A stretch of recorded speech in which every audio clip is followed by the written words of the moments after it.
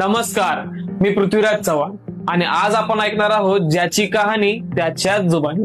आणि आज आपल्या सोबत आहेत बालाजी चव्हाण. नमस्कार, जय महाराष्ट्र. बरं, मला सांगा, आपल्याकडे जर पैसा असेल किंवा नसेल तर समाज आपल्याशी कसा वागतो? खरं तर समाजाला दोष देऊन फायदा नाही, कारण आपणही या समाजाचाच एक भाग आहोत. हा, पण काही लोक आपल्या स्वभावानुसार वागतात. बरं, ते कसं काय?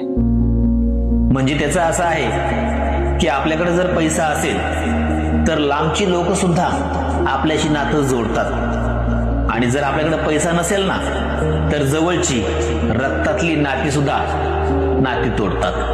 वाह, क्या बात आहे. 100% करेक्ट. Thank you so much.